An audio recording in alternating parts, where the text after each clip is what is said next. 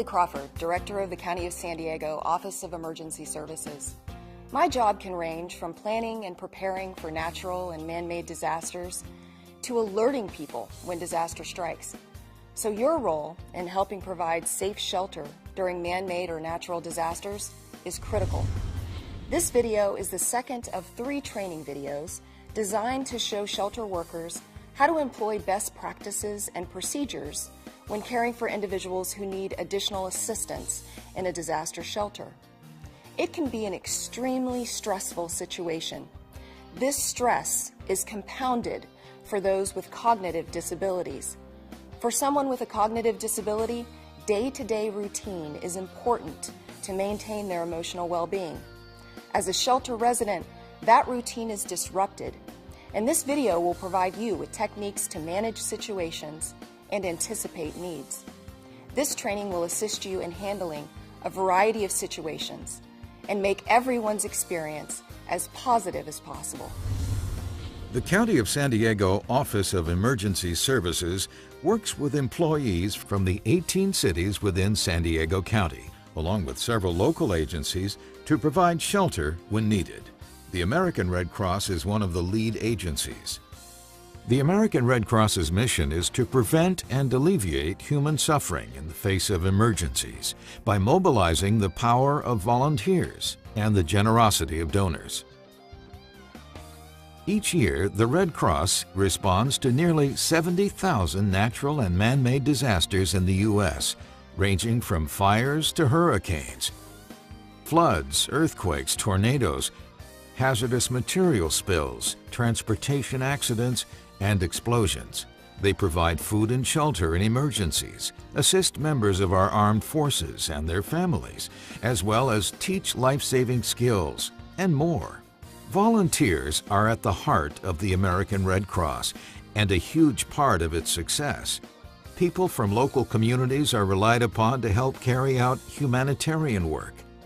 Local volunteers make up 95% of the workforce that makes it possible for the Red Cross to respond to disasters and save lives.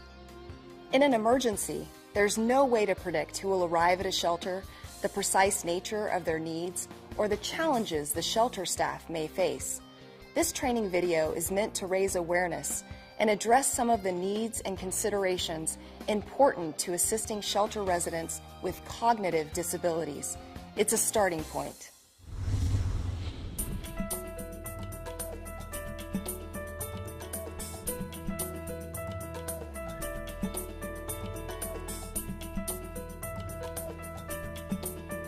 A disaster has occurred.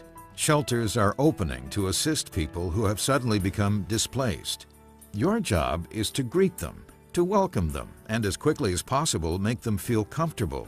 You must assess their needs and direct them to the appropriate people and services at the shelter or outside the shelter if necessary. People with cognitive or intellectual disabilities may struggle more than the average person with one or more types of mental tasks. They may have difficulty multitasking, following instructions, effectively communicating with others, or solving problems. When they encounter unfamiliar surroundings, such as a disaster shelter, their confusion and fear may be intensified. They may not feel safe, and you may need to reassure them frequently. The degree of discomfort and difficulty can be very mild or quite profound, simple or very complex, obvious or subtle.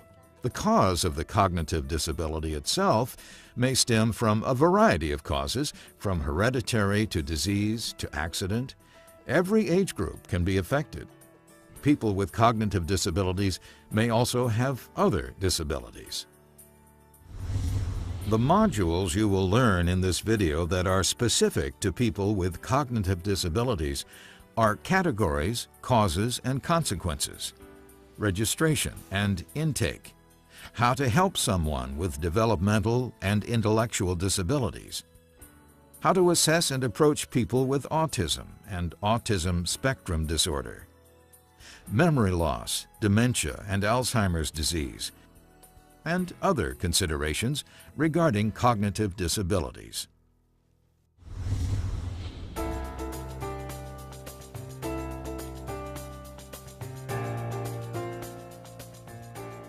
The concept of cognitive disability is broad because it addresses many areas of activity of the brain.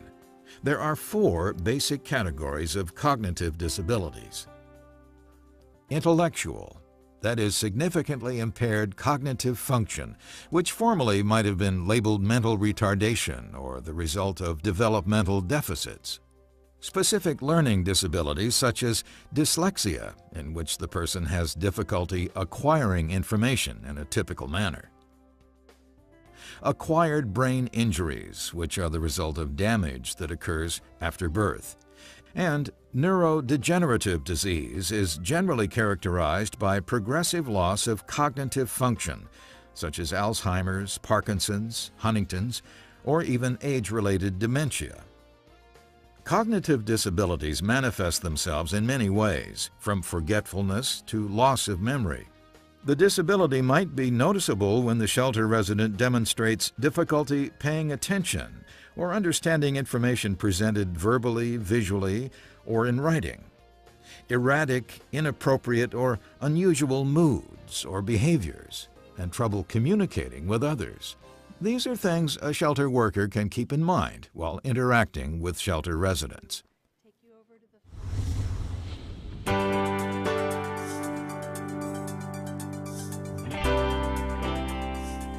It all begins with respect and equality. Treat those you help as you would want to be treated. Every newcomer to a shelter must be registered. This is critical for many reasons. Shelter workers need to know who people are. They need to know how many people are in the shelter to make sure there are adequate supplies and meals. Registration is a good opportunity for shelter workers to evaluate incoming residents. There's an English and Spanish registration form. Our community is diverse, and some shelter residents may not speak English. You may need to look for someone who is bilingual to assist you in a language you don't speak. It's important for the evacuee to understand your questions. If a translator is unavailable on site, you may request one through the shelter manager, who will contact the Care and Shelter Branch Coordinator from the Emergency Operations Center. Remember, there may be a slight delay in the arrival of the translator. Make every effort to communicate with everyone. Don't assume that people understand when they nod in response. Confirm their understanding before continuing with questioning or providing information to shelter registrants. The first step is to make your initial observation of the evacuee using the registration intake form. The questions on this form will help you to identify their needs and obtain the needed services and supplies. If someone needs help to fill out the form, make sure to ask them if they have a caregiver or family member who can assist them. Is there anyone here that can help you with the registration form? Is there? Okay. I'm gonna call for help and see if we can complete this form together, okay? Can I get a manager's assistance here at registration? Great. Hi, I was explaining to him that I need to complete the registration form for him for his stay at the shelter. Okay, so, absolutely. So first name, your first name? Is Debbie. Debbie, okay. And your last name, Debbie? Peterson. Peter. What is your relation to each other? Brother, sister. Brother, sister, great. Anderson? Okay, great. It's okay. You're going to be fine. How many? We're safe. How many in your family are There's here? just the two of us. Just the two, okay. If they don't have a caregiver, you may need to help them fill out the form, or you may need to fill out the form for them, depending on the level of need. Keep in mind that just because a person has a disability, it doesn't mean they need medical attention.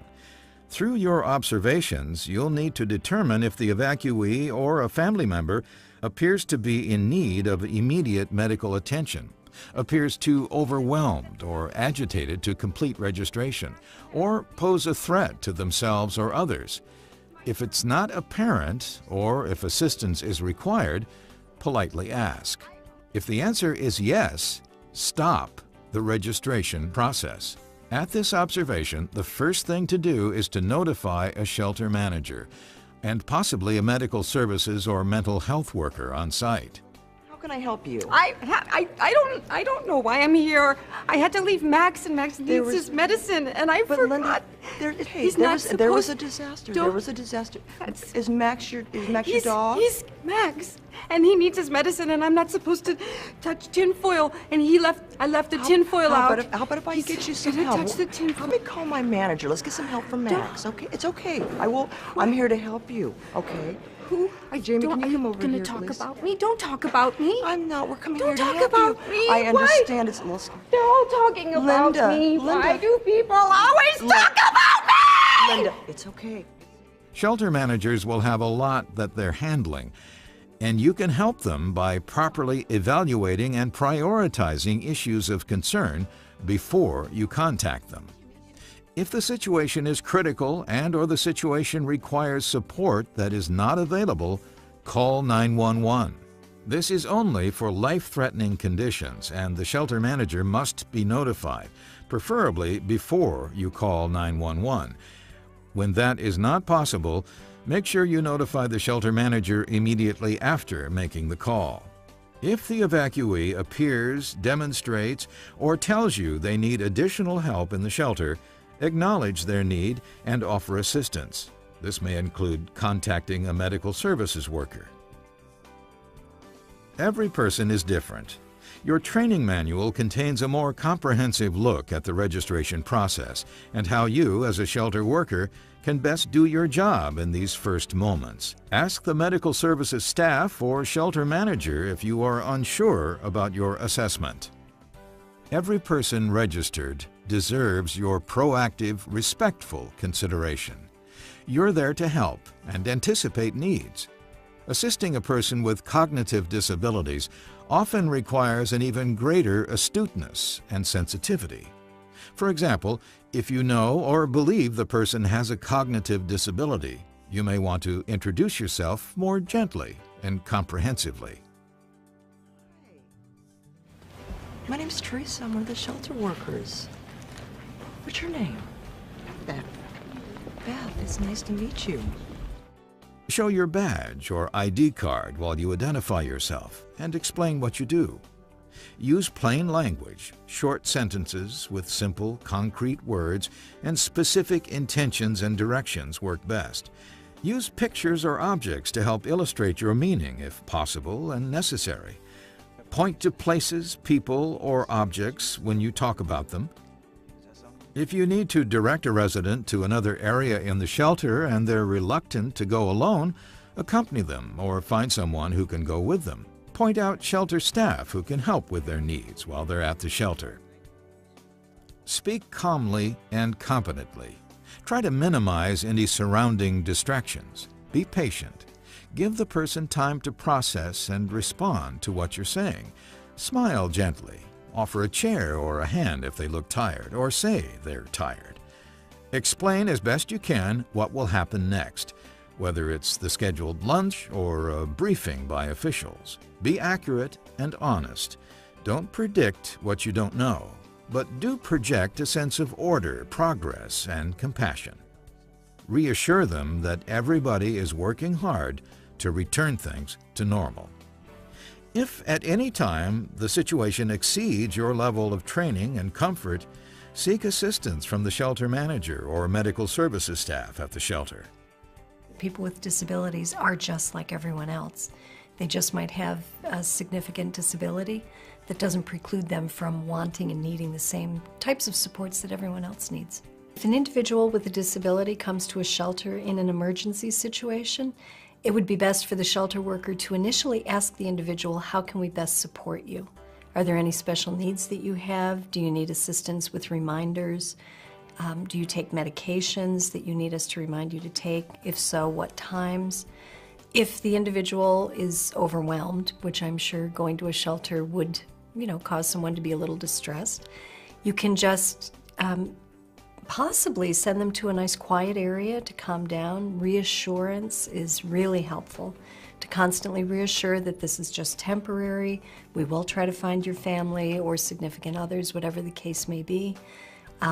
Just to keep people calm and to let them know that everything's going to be okay, and repeat that. treat people with respect and ask them questions and do not assume incompetence would be really helpful, because most people with disabilities are very capable individuals and they know best what's good for them. I have epilepsy. I was born having had a stroke at age 5, so I've dealt with a lot of challenges every day. I feel better at a shelter if somebody reassured me that things were going to be okay, and if anything needed to be explained to me, that they explain it twice so I can understand it better.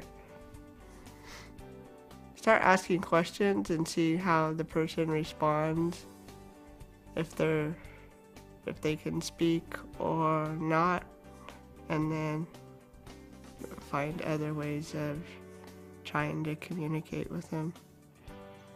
I would prefer to be treated the same as everybody else, but at the same time for them to know that I have epilepsy and to know that I have some limitations, but don't treat me like I can't do anything.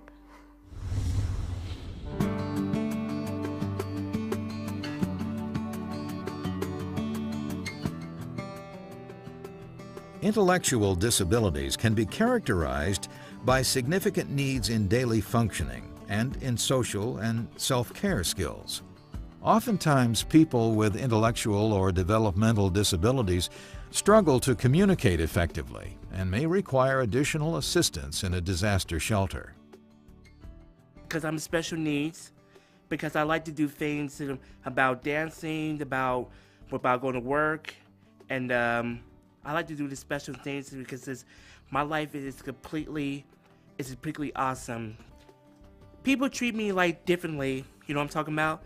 And they like to, and then to show you how, and when you like to work with them, and they can treat you better, like treat you nicely, and and then to treat you with respect, and then to treat me with respect. So it is good to go, yeah. The following are examples of additional support that may be needed. Assistance with completing the registration form. Easy to understand information about the shelter, sometimes given more than once. A tour of the shelter and an explanation of the services there, again, sometimes more than once. Someone to calm fears about the shelter and the new environment. A quiet and calm area. Assistance with replacement medications when necessary. Someone to show them where the medical treatment they need is located. People with intellectual or developmental disabilities may demonstrate behaviors that you should be aware of as a shelter worker. They may not understand social norms, and they may invade your space or prefer to be farther away from you than you'd expect. They may also avoid eye contact. The person may look at you at an odd angle, laugh or giggle, or appear to take the situation lightly. Remember, these behaviors are not intended to be disrespectful. People with cognitive disabilities may display behaviors that are misinterpreted as drug abuse or psychosis, defiance, or belligerence. However, when you speak with them, you'll know this is probably not the case. Generally, it will take more time for the person to communicate their thoughts. Remember to be patient. There are different levels of intellectual and developmental disabilities. Talking with someone with a mild form is very different than talking with someone with a moderate or severe form. I have an audio process disorder. It's where I can't understand a person. I can't understand the person when they're talking too fast or too much information at once at me. Then I can't really understand what they're trying to say and what they want me to do or what direction they want me to go in. So it's really, you have to talk to me like right to the point and directly. I'm special needs, but I can understand a lot. I just know I have a disability. Sometimes I don't understand my disability myself. So I would want them to treat me like everything's calm, nothing's wrong, with respect instead of like a normal person. or something that they would meet off the streets. Like that they didn't, if I didn't have a disability, I would want them to treat me like I didn't even have a disability, or just like a normal person. Sometimes a person may understand much more than they can communicate. Conversely, the person's expressive speech may sometimes give an impression of better comprehension than they actually have. The person may repeat what you have said, repeat the same phrase over and over, or talk about topics unrelated to the situation. They may have a variable or limited ability to understand their own internal cues, like the need to urinate or feelings of anxiety. They may not be able to express their feelings and symptoms when you ask. If you're in a busy area with many distractions, consider moving to a quieter location to minimize distractions. If you suspect a shelter resident has an intellectual or developmental disability, ask them if they have family or friends who can help during their stay at the shelter. The best way to communicate with someone with an intellectual or developmental disability is to approach the person in a calm manner. Talk to them directly. Make eye contact. Try to build rapport and establish trust. Avoid touching the person, and if necessary, gesture or slowly guide them. Speak calmly. Use direct, concrete phrases with no more than 1 or 2-step instructions, or write simple instructions on a paper if the person can read. Make sure to allow additional time for the person to respond. Make sure the person understands what you're asking. You can do this by asking them to repeat the information back to you. If you don't understand what someone is saying, ask them to repeat it, or find another word or another way for them to communicate with you. Don't pretend to know what someone is asking or saying if you cannot understand them. Provide materials in plain language and keep things simple. If you are providing instructions, keep them short and one at a time. When necessary, clarify your expectations. People out there who has open-hearted, don't be afraid, just being yourself.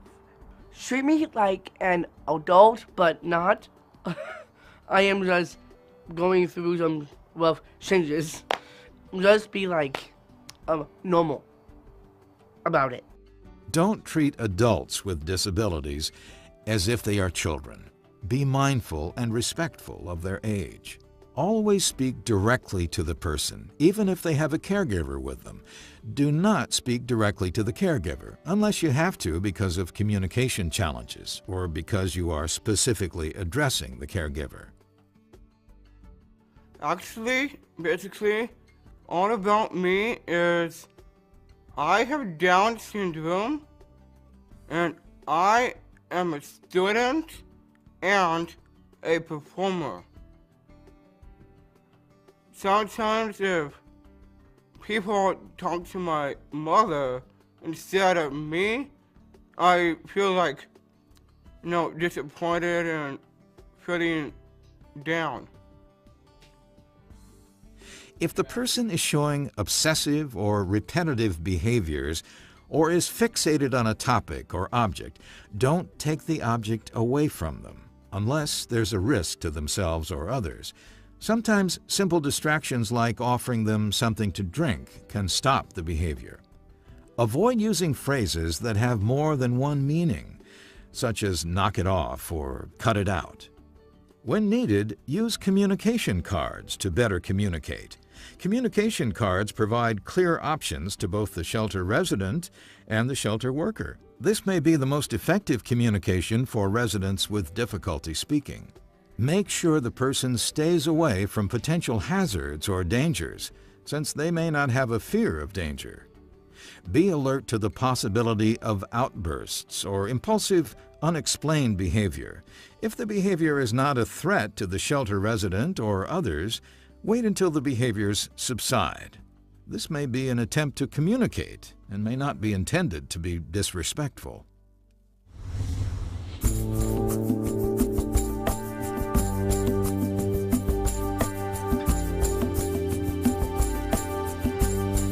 Autism and autism spectrum disorder, or ASD, are general terms for a group of complex brain developmental disorders. Autism and ASD are characterized to varying degrees by difficulty in social interaction, verbal and nonverbal communication, and repetitive behaviors.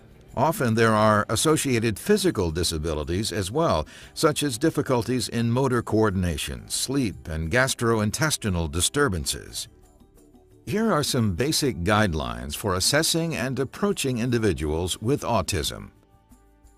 Recognize that a person with autism may appear spacey or as if on drugs, fail to interact, respond to, or establish eye contact with you or others, touch strangers in socially inappropriate ways, not understand instructions or the presence of authority, have an extreme reaction to sound, touch, taste, or light, appear to be inexplicably angry or aggressive or in pain, cup hands over their ears as if hearing is painful, act unusually nervous, passive, or hyper, spin or wiggle an object repeatedly, seem to ignore you or seem to be deaf, react strongly and irrationally if a pattern is interrupted, have no speech, or are not understandable. Take a moment to be recognized and be patient. When you approach the individual, maintaining a distance will allow the person to complete their pattern of behavior, give the person an opportunity to respond to your presence, create a calm, quiet atmosphere to develop. Help with possible overstimulation or confusion. This includes loud sounds, excessive activity around the shelter, and bright lights. A person who has autism may wear a medical bracelet that indicates their condition. Autism is not a single disorder, and no two people with autism are alike. Like all of us, they're individuals, and they should be treated with politeness, respect, care, and consideration. Try to learn the person's preferred approaches and use them consistently. It's hard to know how a person with autism experiences the world, only that they may see, hear, taste, smell, and feel in ways different from people without the disorder, and ways that may be difficult for the rest of us to understand. It's part of your job as a shelter worker to recognize that and adapt.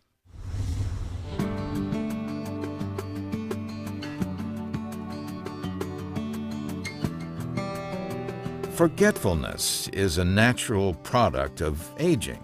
Eventually, it happens to everybody. Sometimes, though, age brings significant memory loss or dementia or progressive neurodegenerative disease like Alzheimer's. Alzheimer's affects more than 5 million Americans, and in turn, their family members and caregivers. Hi, my name's Teresa, one of the shelter workers. What's your name? My name's Beth. Beth, hi. What's your name? My name's Teresa. With a T. With a T, absolutely. You seem a little nervous. Is there something that I can do for you? Would it be okay if I sit down? You want to sit right here? I want to sit right there if you'd let me. Okay. Is that okay? Yeah, it's okay. I can show you maybe where the bathroom's at. Do you have to go to the restroom? Yes, I have to use the bathroom. And then I'll show you around, okay? Okay. Come on with me. With me. There you go. I'm gonna make sure everything's okay. There's a lot of people here. I know, but you know what? You and I, we can do a lot of things together. We're gonna walk this. Communicating with and assisting a person who has significant memory loss, dementia, or a neurodegenerative disease requires many of the skills and techniques already mentioned, and some others too. Try to hold conversations in quiet locations, with minimal noise and distraction. Gain the person's attention and maintain eye contact. Address the person directly, even if cognitive capacity is diminished. If the person is struggling to communicate, gently assist by providing a word or idea. If the person is elderly, consider the possibility that physical impairments, such as hearing or vision, may be adding to their confusion. Patiently orient them to the shelter, where they are and where they can find key services. Explain and re-explain if necessary what you're doing and how you can help. Confusion is to be expected. If a shelter resident gets the day, month, or year wrong, don't correct them unless it's important. Don't repeat information needlessly, but if asked, answer a question as often as necessary. Modeling works well. Walk a shelter resident through processes, including where and how to eat, dress, groom, and exercise. Instruction by example is often the quickest and easiest way to achieve the desired goal. Wandering and other repetitive behaviors are common in people with dementia. If the behavior is not a risk to the safety of the person or others, and it doesn't affect shelter operations, it's okay to let it be. If it becomes a problem, talking to the person might be sufficient to alter the behavior, or you might need to gently redirect the person to another location or activity.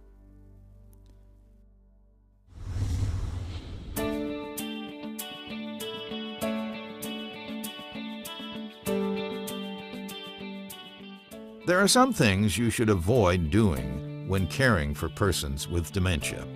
Avoid overstimulation, such as too much physical activity without a break or too much noise. These can overwhelm a person's ability to cope, which may make them more vulnerable to injury or less cooperative. Avoid saying no or you can't do that, unless it's a matter of safety. Sometimes a person with dementia has lost some of their capacity to reason and to accurately assess what's doable, practical, and wise. They may believe they are capable of things they aren't. Telling them no, or you can't do that, as you might with a child, is counterproductive. It's likely to provoke argumentative behavior and resistance. Instead, offer alternatives. For example, if a resident with dementia insists on taking a solo walk beyond the shelter's grounds, suggest instead a different walk or a walk with others, or provide another option such as helping out with a scheduled activity. Avoid insisting they do something they don't want to do. No one wants to feel like a child, and people with dementia can tell when they're being treated like one. They won't appreciate it, and they're bound to display their resentment. Instead, find a workaround. George. Come on, George. It's time to rise and shine. I don't want to get up. I know, but everybody's out having breakfast. We'd love to have you. I don't want to get up. I want to sleep. Why don't we just sit up a little bit, George? Come on. I don't want to get up. I know, but you've got to eat something to keep your strength up. I don't want to get up. Okay, all right. As a workaround example, let's say you need everybody out of bed in the morning, but someone objects and sleeps in. Address this by talking to them. If that doesn't work, you try again in 15 minutes and repeat the process. Remember to approach them with a smile and encouragement. Do not remind them that this is the second, third, or fourth time you've talked to them. Have you ever folded one of these before? Like this? Okay. God, you're so stupid. Okay, George. Okay. Stupid. So show me how to do it. So I showed you. Okay, George. I'm sorry. I'll. Avoid taking comments personally. Often a person with dementia will become angry and launch into an outburst about you or something you're doing. They may say hurtful things. As difficult as it may be, you can't take their words personally. Behaviors are the product of the cognitive disability, not the person. Hey there, George. How are you? Okay. Good. I've got 2 shirts. Which one do you like better, the gray or the blue? Like that one. Good choice. I think that looks good. Avoid too many choices. People with dementia have often lost the ability to make reasoned decisions. They may not be able to remember all of the factors or considerations necessary to make a smart choice. Giving too many options is likely to cause confusion and unwanted stress. Keep things simple. If they require help dressing, for example, give them limited options. If the choice involves food, limit the variety on the plate to 1, 2, or 3 choices, no more.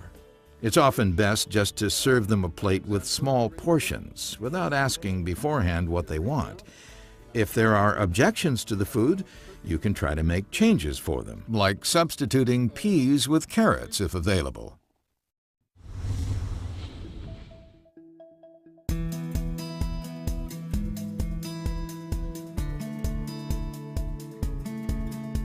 What is universal and necessary to all shelters are the people who make them work, the professionals and staff who shoulder an enormous responsibility, the care and well-being of people in need.